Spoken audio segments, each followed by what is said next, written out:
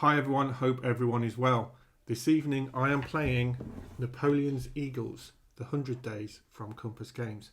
This is quite a different Napoleonic game. It's not hex and counter, it is completely card game. And I've covered it a few times on my channel. I did an unboxing of this game, and it's the second game in the series. There's a previous game which was more focused around Borrandino. This obviously is focused on the Waterloo campaign in June 1815. And I'm going to be playing Quatre, and we're going to see if Ney can take the objectives. Well, we will find out. I've got the game set up on another table. Let's have a look. So what I'll do, before I start playing, I'm going to explain the sort of setup, because obviously it's not a traditional hex and counter game, as you can clearly see. So what we've got here, on the left side of the camera, we have the French, and they all start in their reserve, which is called West Reserve. And then there are two front lines. Now these are called wings in the game. Basically you move units from here into the wings, and there's two of those, 1 and 2. And on the Allied side, we've got Allied Reserve, we've got William, Prince of and then we've got the 2nd Division. On the French we've got Ney, we've got some Guard Horse, and we've got the 5th and 9th Divisions. And on the Allied side, they already start with the key objectives, these 3 locations, so the wood and the farm. The aim of this scenario is whoever controls, this victory points at different conditions, but predominantly it's whoever will get victory points for whoever controls these 3 locations. And if the French take control of them, then those cards will move over to the French side. Again, sticking to the 2 wings, A and B. And if the Allies can keep hold of them, then they'll stay on there.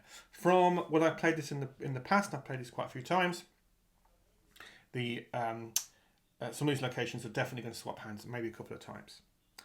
There are quite a few reserves, so there are additional cards coming onto the table, and the cards that are going to come onto the table again are more units and Wellington himself. And as I go through the turns, I'll be using those cards additionally. If you've never played the game or don't know much about it, it is a game I really enjoy. I don't generally play a huge amount of card games, if I'm being honest. I really enjoy this one. What I'll do, as I go through the turns, I'll probably just highlight some of the mechanics that I really like. The game is really different than anything else I've ever played. It's got a very unique set of mechanics that I think are a lot of fun, but also historically detailed and thematic enough for me as a keen Napoleonic wargamer.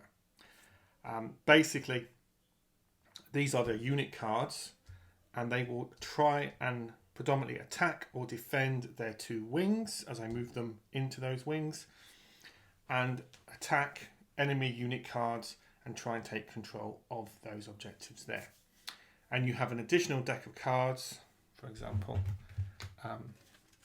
These are the Allied cards, and there's a deck for the French, and you use those to determine combat. They're basically, in essence, these sort of replace dice. There's no dice in this game, you just use the cards to determine the numerics.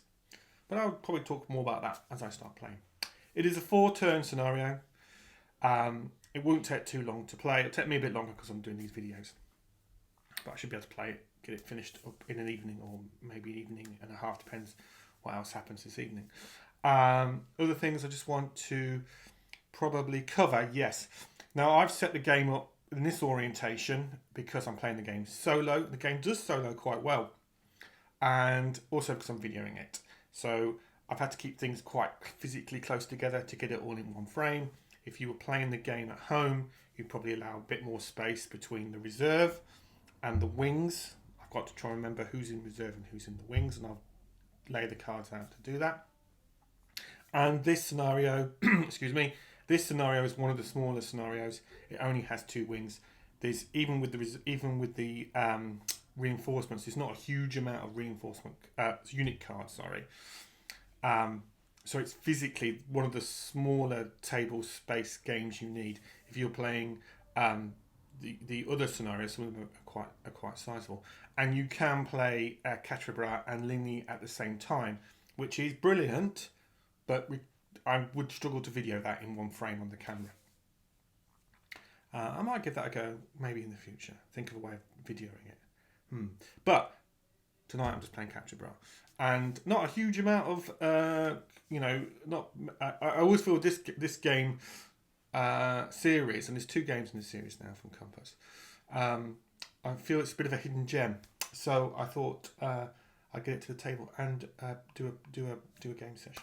So what I'm going to do, I'm going to play each turn off camera, and then I'll give a summary of what's happened in that turn and highlight some of the mechanics and maybe keep some of the action cards, etc. to the side so I can talk better about it when I do my surmise of each turn. So I will make a start. Just making sure I've got everything ready. I think I have. Yeah, I'll make a start. So now at the end of turn 1, just before I tidy everything up, let's talk about the key things that happened in that turn.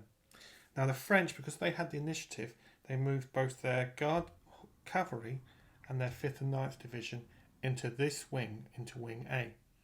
And they declared battle against the Allies, who'd also moved up their 2nd division as well. The aim being for the French really to try and take control of this objective location card. Now part of that combat, so you flip the frontline card there to declare battle with the arrow pointing about who's doing the attacking.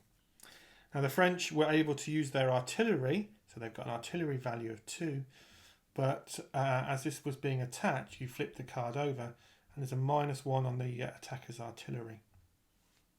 And they didn't get the card they needed, and you use these cards here to determine the outcome rather than rolling dice. And the card they got meant that the artillery just wasn't strong enough to have any impact. That's okay, because then they could declare an attack with both their foot and their horse. Now the French had an advantage at the beginning, because they come under the leadership of Ney.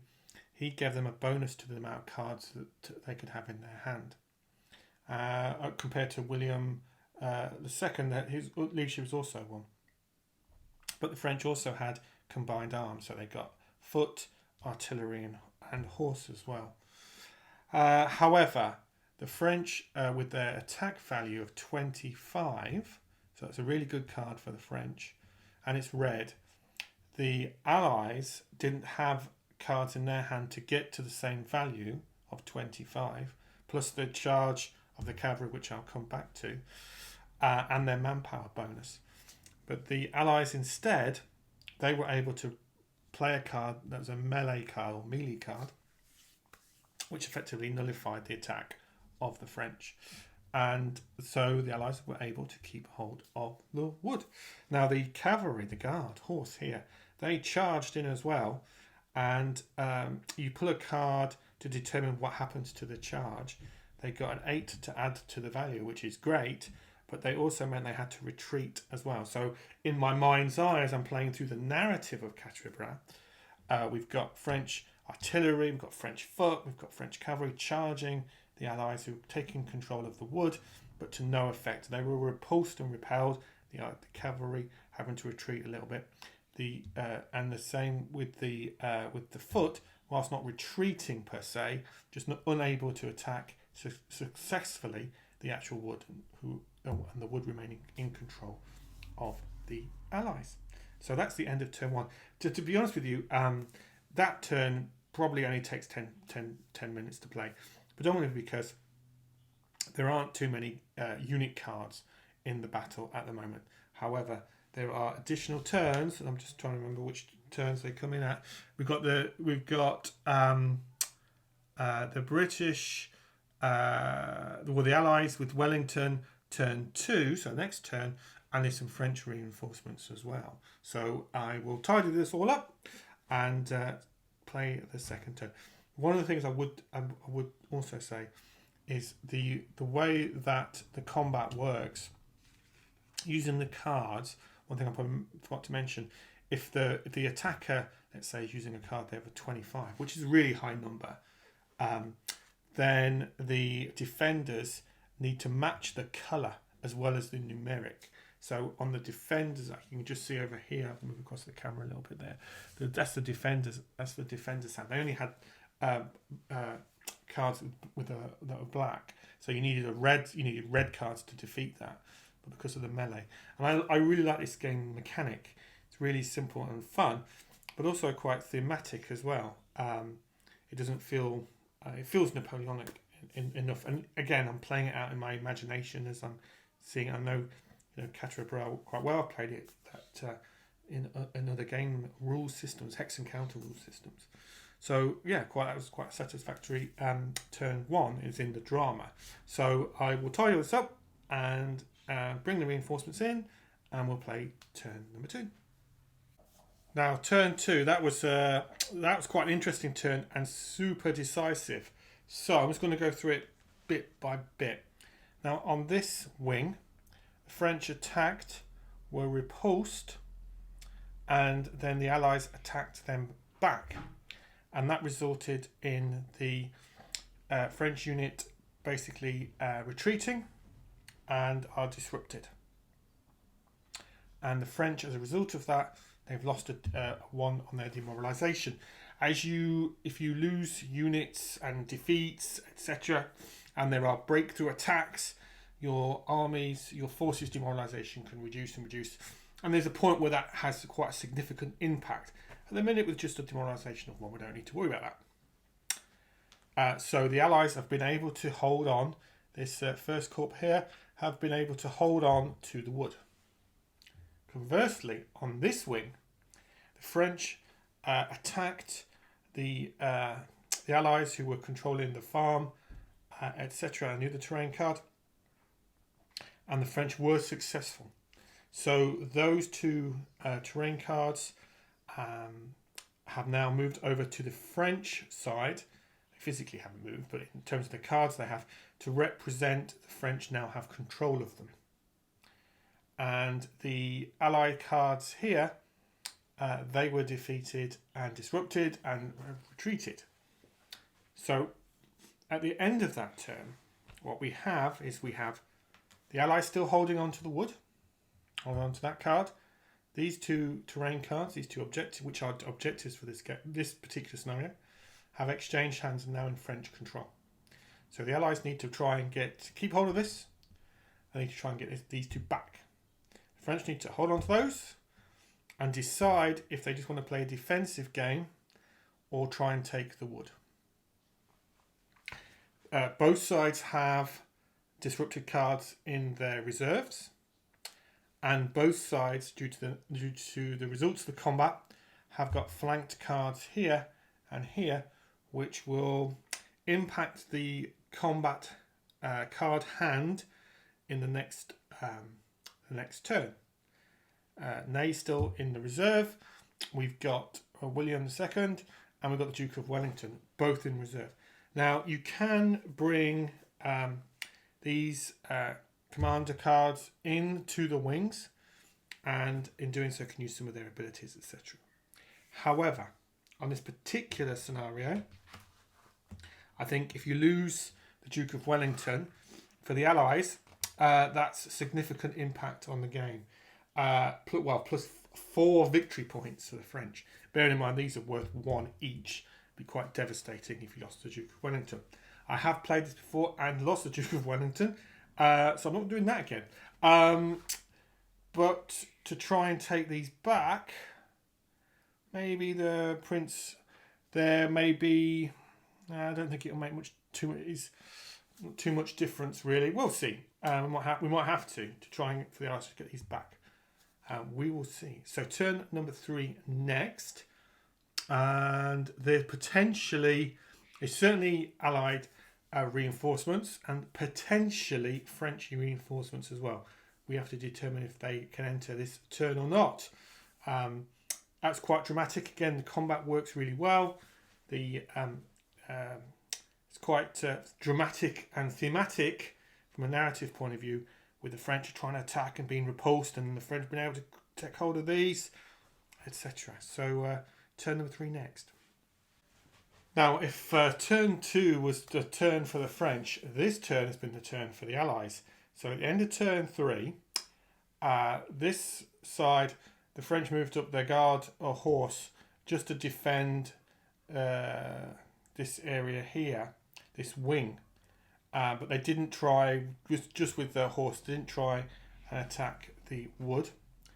However, on this side, the Allies attacked the French, who were defending the two objective cards here, and were able to get the right cards and defeat and take control back. So the objectives have changed hands again, and are back in the Allied wing.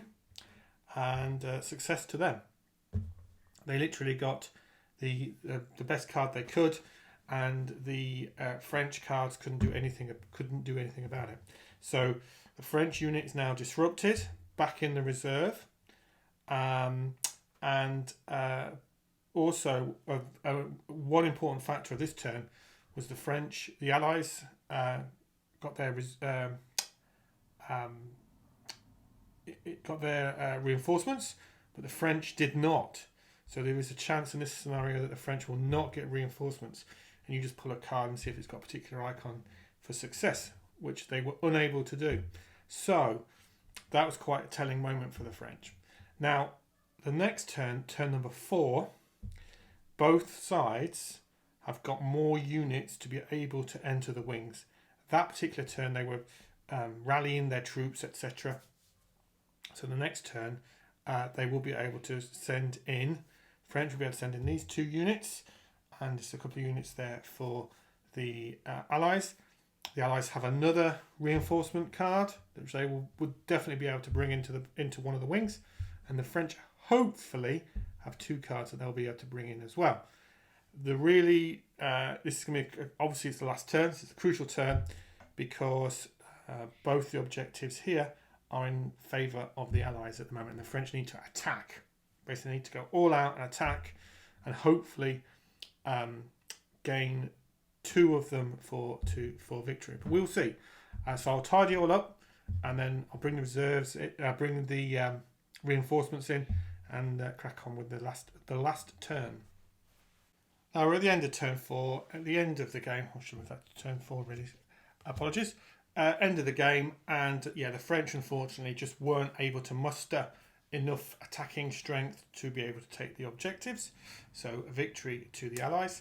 Part of the reason for that was, again, unfortunately in the last turn, the French were unable to bring their reinforcements, which would have made quite a lot of difference. I think would have helped them. They certainly could have maybe had a crack at taking the wood. They sort of threw everything, really, both the 2 divisions cards into trying to take the 2 objectives there.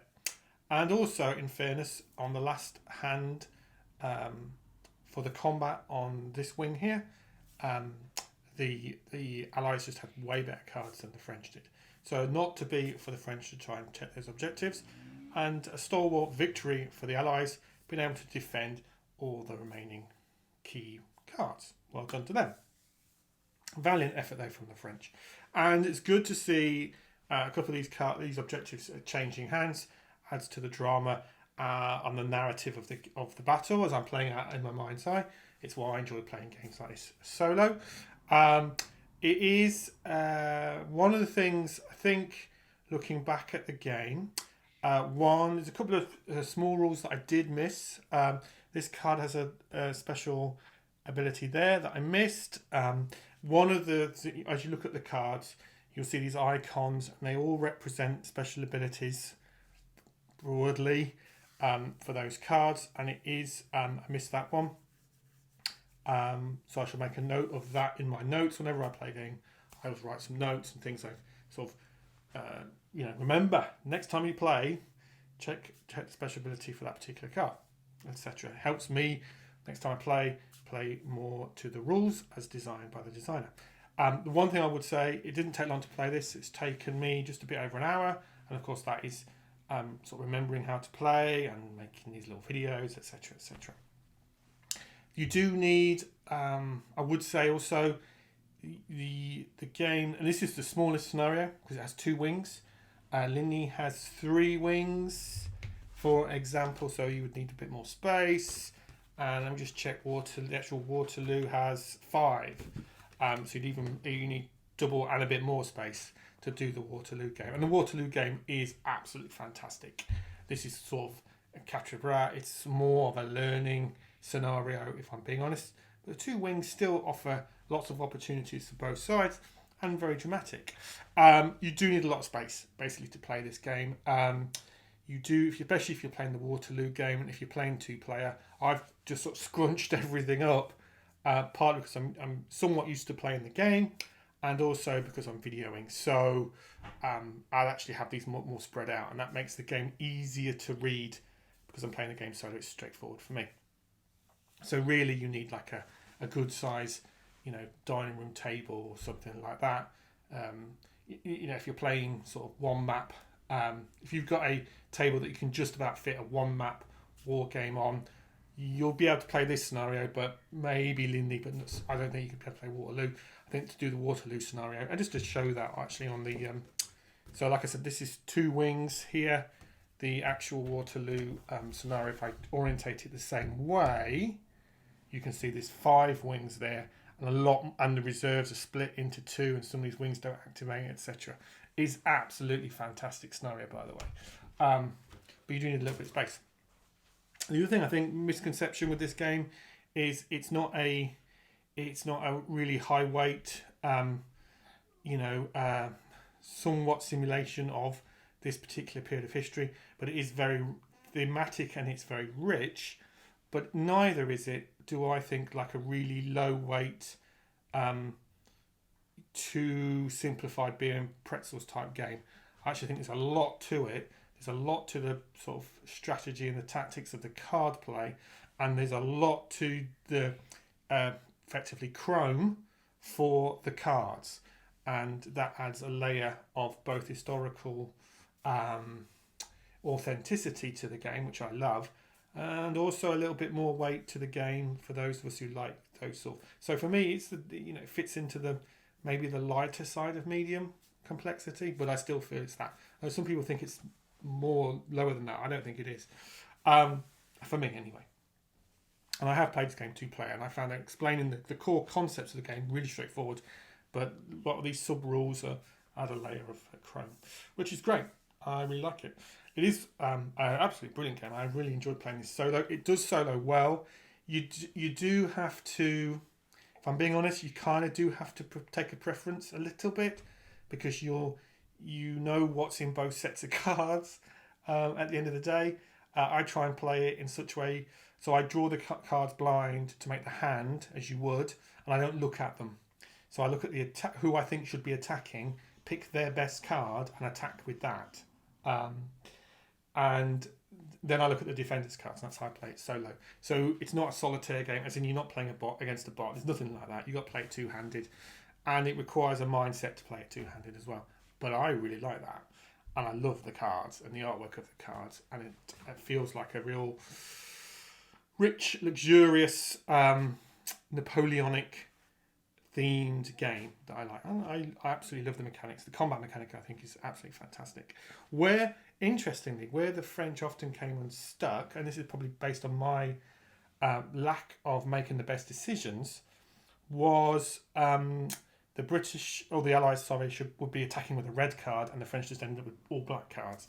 And you need the colour of the cards, as you can see here. Look, that's a red card. So if you're attacking with a red card, these defending cards are no use. But you can change the colour with some of the abilities for the commanders. I played quite conservatively. I've left the commanders in the reserve. Not always the best idea, and I made a note of that for next time I play. There's a time to bring these in, and that is the depth of the game, as to knowing when there's a risk. Like I could have brought the Duke of Wellington in, and he can change the colour of the cards. Great, but if he gets eliminated, you lose a lot of victory points. So, basically a game with great depth. So I really enjoyed that scenario. I'm a big fan of this game, and if you want to learn more about the game, then check out Compass Games' website. Also, on my channel, I have unboxed this particular one, so if you want to see everything you get in the game, please check that out. And I have reviewed the first game of the 2 as well, so please check out that review. And to be fair, a lot of the comments in the review stand equally well for this particular game. You don't need to have played the first game to enjoy the second. They're completely standalone. And if you've played this game or that particular scenario, love to hear your thoughts and comments. Regardless of whether you've played the first game or the second game, please leave a comment in the comment section. And thanks a lot for watching as always. I will get the game back onto the table. I'm definitely going to play the Ligny scenario next. So please check that out when I film that. And yeah, thanks again. Thank you.